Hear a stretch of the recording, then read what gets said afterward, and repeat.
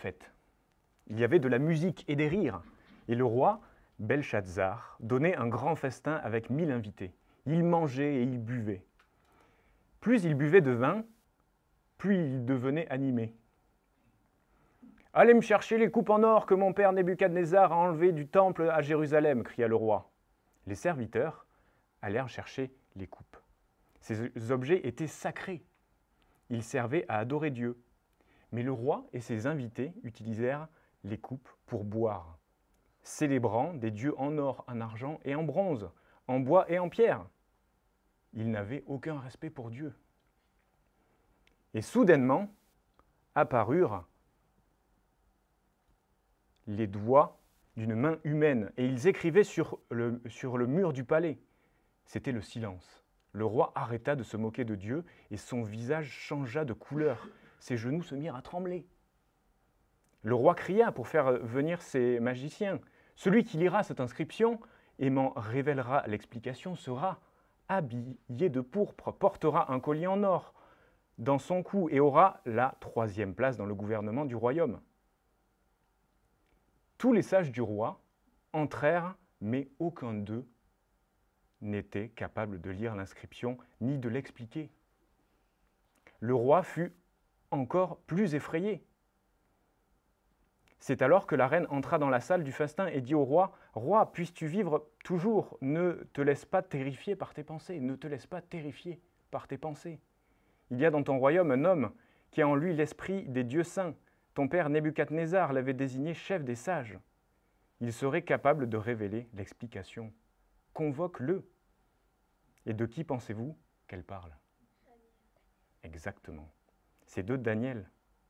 Alors Daniel fut conduit devant le roi. « Es-tu Daniel, l'un des exilés que mon père a fait venir de Juda?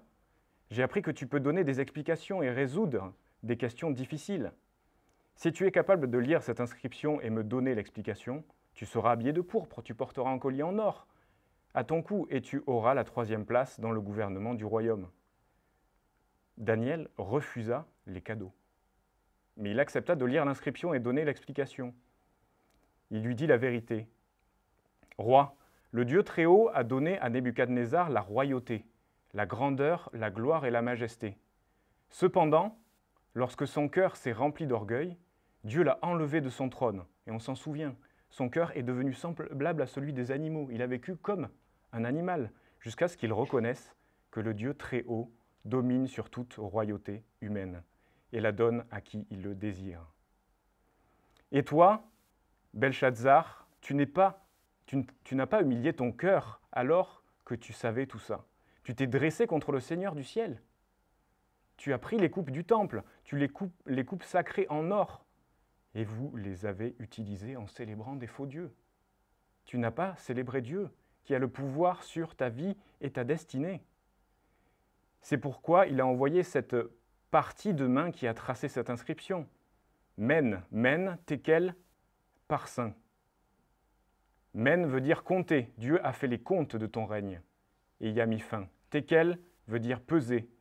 Tu as été pesé dans la balance et trouvé léger. Parsin veut dire diviser. Ton royaume sera divisé et donné aux Médès et aux Perses. Aussitôt, le roi ordonna qu'on habille Daniel de pourpre, qu'on lui mette un collier en or autour du cou et qu'on proclame qu'il soit à la 3e place dans le royaume. Et puis, la même nuit, Belshazzar, roi des Babyloniens, fut tué et Darius le Mède s'empara du royaume, comme Daniel l'avait annoncé.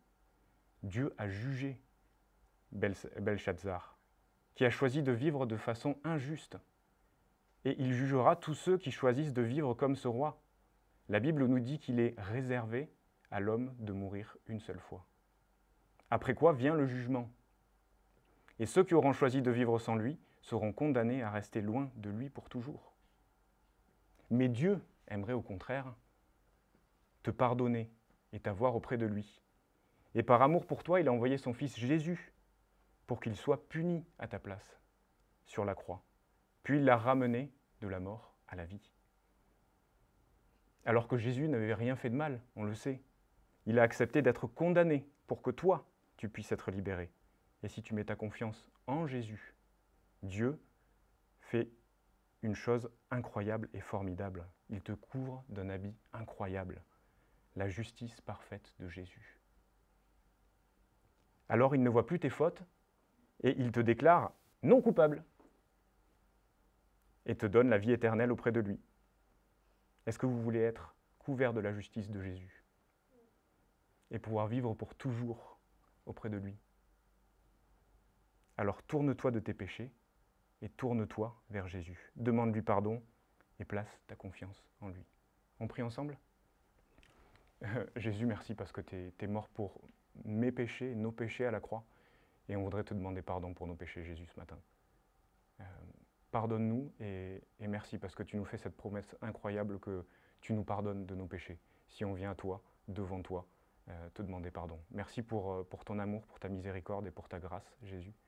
Et on te prie que juste on puisse se tourner devant toi, vivre avec toi simplement, tous les jours, toutes les heures, toutes les minutes, toutes les secondes même de notre vie, à tes côtés. Et merci Seigneur parce que ta promesse nous dit que tu seras à nos côtés jusqu'à la fin des jours. Merci Jésus pour ça. On t'aime, en ton nom. Amen. Amen.